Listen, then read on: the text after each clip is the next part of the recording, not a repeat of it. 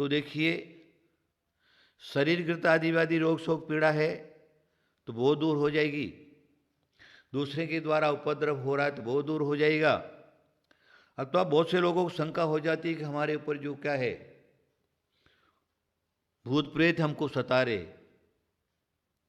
ऐसे सपना आने लगते हैं, अथवा नींद में से उठ करके बैठ जाता है, अथवा घर में उसको दिखता है कोई चल रहा है, आवाज़ सुनाई दे रही है, अथवा शरीर में जो क्या है पीड़ा हो रही है, इस प्रकार का है। तो ये मंत्र का प्रयोग करने से उसके पास कोई भी नहीं आएगा। देखिए, मैं समझता हूँ इस मंत्र का भी साधु संत प्रयोग अपने अपने लिए भी कर सकते हैं और दूसरे के ऊपर करना है प्रयोग। तो मम की जगह पर वहाँ पर एक देवदत्त शब्द आता है मंत्र शास्त्रों में। तो देवदत्त मतलब सामने वाला। तो सामने वाला कोई धूलचंद नाम का व्यक्ति है, तो वहाँ पर मम की जगह पर धूलचंदस्य, कन्हैयालालस्य, रूपचंदस्य आदि जिसका हमको पूरा उसका नाम हमने उच्चारण करके दे दिया, और फिर आगे का जो है करके हमने कर दिया, तो सामने वाले का जो है उसके भी रोगोपद्रव सारे के सारे शांति हो सकते हैं। तो उसके लिए स्वयं जाप नहीं करें, उसके लिए स्वयं करने की कोई आवश्यकता नहीं। वो सामने वाला पात्र कैसा है उस पात्र को देख करके और उसको लिखवा देगा, लिख करके दे देगा, भाई तू जो क्या है तू घर में बैठ करके या जिनेंद्र भगवान के सामने बैठ करके इस मंत्र का 5 माला, 11 माला, 1 माला, 2 माला, जैसे भी तेरी शक्ति हो उसका तू उच्चारण कर, उसका तू जाप्य कर। तो तेरे पर आई हुई जो चाहे दरिद्रतागत है, चाहे परकृत है, चाहे ऊपर की बाधा है, इस प्रकार कोई भी तुम्हारे पर तुमको अपनी आपत्ति दिख रही है तो वो आपत्ति दूर हो सकती है। ये मंत्र शास्त्रज्ञों ने कहा है। तो क्या है, अब हमने आपको इस रूप में दे दिया। दूसरे रूप में एक बताया है, ओम राम नमो रहंताणम, ओम ह्रीम नमो सिद्धाणम, ओम रूम नमो आर्याणम, ओम रौम नमो विज्ञायाणम, ओम रह नमो लोई सब साहुनम। ये एक मंत्र तैयार हुआ। उसके बाद मम लगाना ही लगाना है, स्वयं को करना है, स्वयं का कल्याण करना है, स्वयं के ऊपर आपत्ति दूर करना है। तो इस मंत्र को आगे आपको कैसा चाहिए, शांति कर्म चाहिए तो स्वा लगा दीजिए, और उसके बाद जो क्या है पौष्टिक कर्म करना है तो स्वधा लगा दीजिए, है ना। और फिर क्या है वशीकरण लगाना है तो वसठ लगा दीजिए, और आकर्षण करना है तो वोषट लगा लीजिए। लेकिन ये पल्लव लास्ट में लगाना है, पहले नहीं। तो एक मंत्र तैयार हो गया, और उस मंत्र से आपके मन में जैसे भी भाव हैं उस भाव रूप में आपके कार्यों की सिद्धि हो जाएगी। देखिए, मैंने आपको पहले ही बताया कि ये मंत्र जो हैं बड़ी बड़ी ताकत रखते हैं, बड़ी बड़ी ताकत। जब मैंने मंत्र शास्त्र के समुद्र में जब गोता लगाया तो उसके अंदर से बड़े विषय उसके अंदर से बाहर निकले, और मंत्र शास्त्रों की शक्ति भी देखी। जहाँ पर स्तंभन कर्म है, तो जैसे हमारा कोई विशेष धर्म प्रभावना का काम है और मेघ बरसात धड़ाधड़ बरस रही, हमारे कार्य में बाधा पड़ रही है, तो हम मेघ संबंधी जो विद्या हैं उसको सिद्ध करके और उसका जाप किया एक बूंद भी पानी नहीं बरस सकता। दूसरा, जहां पर दुर्भिक्ष होने की संभावना है, सालों से दुर्भिक्ष पड़ा हुआ है, लोग प्यासे मर रहे, पानी के बूंद बूंद से तरस रहे, और कोई अच्छा साधक परोपकारी अगर वहां पर पहुंच गया तो क्या है, मेघ कुमार नाम के जो विद्याएं हैं, मेघ कुमार नाम की जो जलवर्षणी विद्या है, उस जलवर्षणी विद्या को सिद्ध करके और उसका प्रयोग करेगा तो वहां पर जो क्या है, मूसलाधार बारिश होगी और जो क्या है, दुर्भिक्ष खत्म हो जाएगा, सुभिक्ष हो जाएगा। देखिए, शास्त्रों में उदाहरण मिलता है कि एक बार एक गांव में दुर्भिक्ष पड़ रहा था, लोग बहुत परेशान थे। तो लोग जो क्या हैं, भट्टारक के पास पहुंचे, बोले महाराज हमारे गांव की हालत बहुत खराब है, दुर्भिक्ष पड़ा हुआ है, लोग पानी पानी से तरस रहे, सब हो रहे, आप कुछ हमारे पर कृपा कर दो। आप जानते हैं साधु लोग दयालु होते हैं, दया आ गई, परोपकारी। उसको कहा कि देख, मैं साधना करता हूं, ये कटोरा देता हूं, ये कटोरा तू रख देना, है ना, और कटोरा भर जाए तो आकर के बता देना। साधना के लिए बैठ गए। अब मेघ घुमड़ करके आए और बारिश चालू कर दी, मूसलाधार बारिश पड़ रही, बारिश रुकने का काम नहीं। लोग फिर परेशान हो गए, या तो पानी था नहीं और इतना पानी बरस रहा, अब क्या करें। तो जिसको कटोरा दिया था ना, उसको लोग बोले महाराज ये क्या हो गया, तो बहुत परेशान हो रहे। तारे बोले मैंने उसको कटोरा दिया था ना, तो उसको बोला था कटोरा भर जाए तो आ करके बता देना। उसने क्या किया, कटोरा सीधा न करके उल्टा रख दिया। अब उल्टा रख दिया तो कटोरा कैसे भरेगा, कटोरा नहीं भरा। जा करके देखा, अरे बोले सारा उल्टा हो गया। लोगों ने उसको कटोरे को वापस सीधा किया और 10 मिनट में कटोरा भर गया। बोले महाराज कटोरा भर गया है। उन्होंने साधना बंद की, बरसात रुक गई। इस प्रकार पहले जो यति मुनि भट्टारक लोग साधना वगैरह करते थे और परोपकार के लिए उनकी विद्याओं का प्रयोग भी करते थे। बहुत सारे विषय हैं, चलो ठीक है। अगर साधु संत जो है इस काम को करना चाहते हैं तो देखिए, एक हमारे यहाँ 10 भक्ति नाम की किताब है, उसमें दीक्षा विधि लिखी हुई है।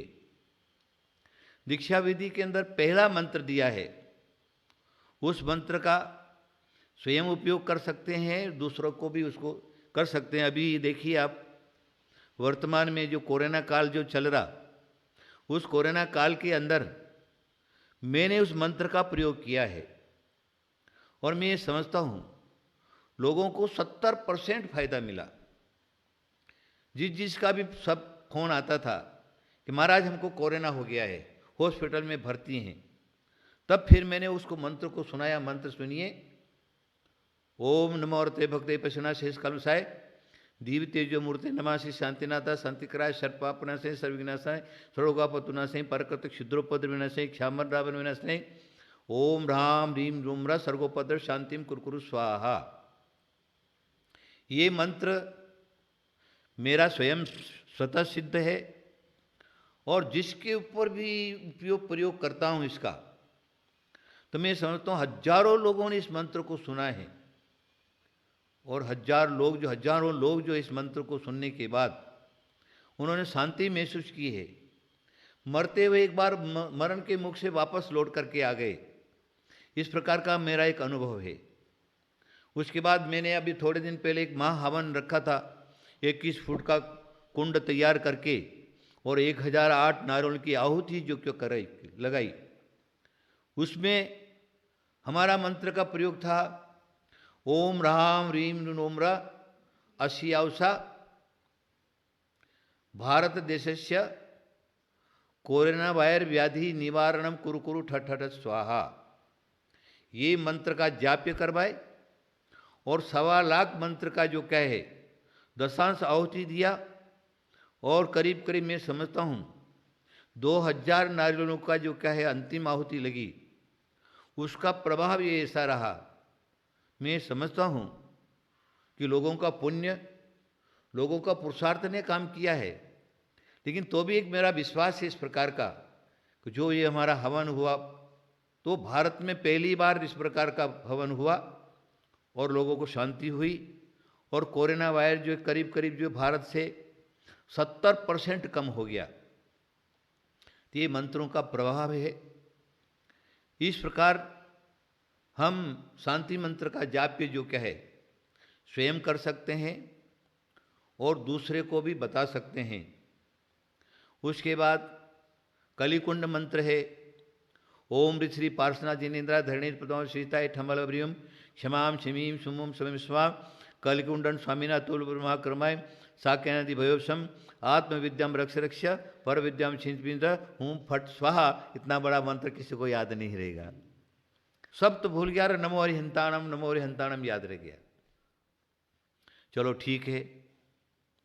अब वो मुनि महाराज का वचन है, हरदम चिंतन चनन मनन करना है। तो नमो हरिहंताणम नमो हरिहंताणम नमो हरिहंताणम नमो हरिहंताणम करता था। उसका जो सेठ था उसने सोचा ये क्या बड़बड़ाता रहता है। बोले इधर आ। बोले क्या, तू क्या बोलता है? बोले नमो हरिहंताणम। अरे तो ये तो बताए तेरे को प्राप्त कहां से हुआ? तो उसने सारी घटना बताई। बोले अच्छा। सेठ ने सोचा कि बहुत कोई धर्मात्मा आदमी है और इसको चारण आकाश में उड़ने वाले मुनीश्वर का दर्शन हुआ, उनको प्रसाद, उनके मुंह से निकला हुआ वचन, कोई भव्य जीव है। बोले देख तू सुन ले, महाराज ने खाली एक ही शब्द नहीं बोला है, 5 शब्द बोले हैं। नमो हरिहंताणम नमो सिद्धाणम नमो आर्याणम नमो वज्राय नमो लोहि सवसानम। इसको तू याद कर ले। उसको 35 अक्षर का मंत्र प्राप्त हो गया। अब रात दिन नमो हरिहंताणम नमो सिद्धाणम नमो आर्याणम नमो वज्राय नमो लोहि सवसानम नमो हरिहंताणम नमो सिद्धाणम नमो आर्याणम नमो वज्राय नमो लोहि सानम, रात दिन उसको जपने लगा। क्या किया? चातुर्मास प्रारंभ हो गया, गाय भैंसों को लेकर के गया, जोर से मूसलाधार बारिश हो गया। उसके गाय भैंस जो थे नदी के उस पार रह गए, ये इस पार रह गया, नदी में महापूर आ गया। अब सोचा कि गाय भैंस को लेकर के जाऊं तो जाऊं कैसे, क्या करूं? सेठ की नौकरी है, गाय भैंस नहीं लेकर गया तो सेठ डांटेंगे। इसलिए गाय भैंसों को लेने के लिए जाता हूं तो नमो हरिहंताणम करके नदी में कूद पड़ा। तो नदी में एक लकड़ी बह रही थी, पैनी लकड़ी। जैसे वे कूदा उसके पेट के अंदर घुस गया, पेट उसका फट गया और नमोकार मंत्र जाप करते करते ही उसका मरण हो गया। अब मरण तो हो रहा है उसका, लेकिन उसने भावना क्या भाई, अरे मैं तो मर तो रहा ही हूं, अब तुम बचूंगा नहीं। तो अगर मेरा पुनर्जन्म हो तो उसी सेठ का पुत्र होकर के जन्म हो जाए मेरा। सोच लीजिए आप, वो मर करके और सेठानी के गर्भ में पहुंच गए और फिर जो क्या है उनका जन्म हो गया। सेठ ने उनका सुदर्शन नाम रखा। क्या है ये सेठ सुदर्शन की जो कथा है, बड़ी विचित्र और रोचक कथाएं हैं, बहुत बड़ी कहानी है। यहाँ पर नमोकार मंत्र का प्रभाव दिखाते हुए वो देखिए कहाँ ग्वाला का जीव, कहाँ श्रेष्ठी पुत्र हो गया और उसको ब्रजवृषभ नारद सेनन मिला। उत्तम जाति, उत्तम कुल, उत्तम धर्म मिला नमोकार मंत्र के प्रभाव से। और जैनाचार्य यहाँ पर कहते हैं उसके जीवन में अनेक प्रकार की अशुभ घटना कर्म के उदय से आई, वह सब नमोकार मंत्र से दूर हो गई। शीलवान था, अंतिम में वो दीक्षा ले लेता है और उसी भव से कर्म काट करके मोक्ष चला जाता है। ये मंत्र का प्रभाव है नमोकार मंत्र का।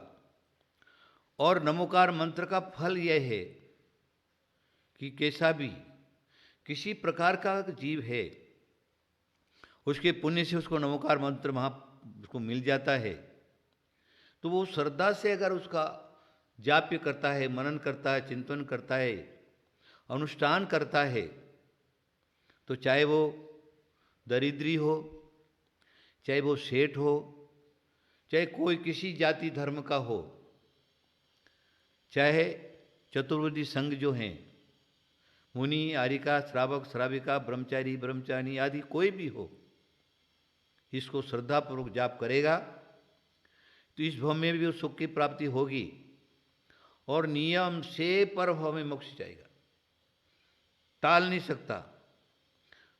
शास्त्रों में लिखा है पार्श्वनाथ भगवान ने नाग नागनी को नमोकार मंत्र सुना दिया, वो धर्मेंद्र पद्मावती हो गए। जीवंदर कुमार ने एक मरते हुए कुत्ते को नमोकार मंत्र सुना दिया, वो कुत्ता जो क्या है मर करके देव पर्याय में चला गया, यक्ष बन करके पैदा हुआ और उसने जीवंदर स्वामी की पदे पदे जो क्या है उनकी सहायता की। इस प्रकार बहुत सारे जो जीव हैं, बेल के जीव को पद्मरुचि सेठ ने नमोकार मंत्र को सुना दिया। वो पद्मरुचि सेठ जो क्या है आगे जा करके मर्यादा पुरुषोत्तम राम होते हैं और वो बेल जो है मर करके सुग्रीव होता है, ऐसा पद्म पुराण आदि आदि में लिखा हुआ है। तो ये सारे मंत्रों का प्रभाव है भव्यात्माओं, नमोकार मंत्र का महात्म्य है। उनको मन वचन काय से कृतकारित अनुवंदना से श्रद्धापूर्वक मन में धारण करके और उसका जाप्य करिए, मनन करिए, चिंतन करिए, अनुष्ठान करिए। आपको कभी किसी प्रकार की कोई कमी नहीं रहेगी। इस भव में भी सुख की प्राप्ति होगी और परभव में सुख की प्राप्ति होगी। अगर आप सच्चा सुख चाहते हो तो और कुछ नहीं कर सकते तो नमोकार मंत्र को कभी मत छोड़ो, आपका कल्याण ही कल्याण होगा। महावीर भगवान की जय।